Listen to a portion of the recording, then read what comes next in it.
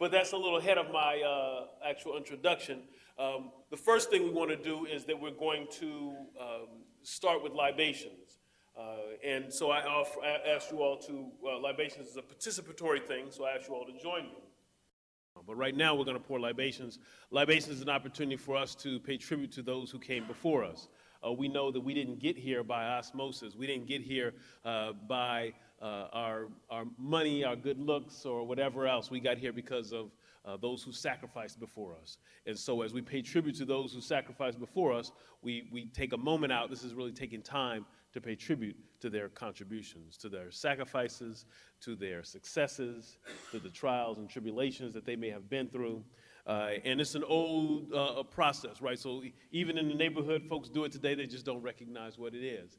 So if someone passes in the community, oftentimes somebody will say, I'll pour something out to one of my homies, what? But that's libations. That just happens to be something that is very old, and folks do, and they don't even know where it comes from. So, but today, hopefully we will help you to understand where that comes from.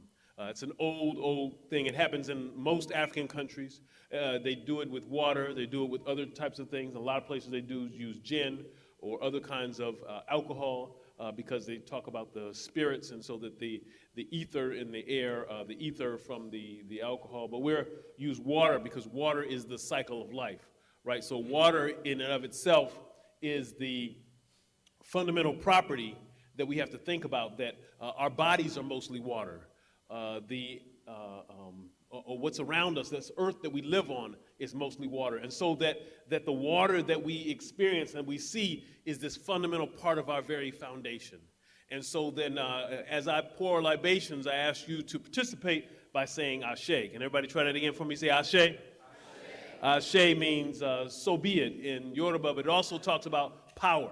Right, so Ashe is power, that the power that we have, so that you all have power, and that to recognize the power that you have, you speak it into being.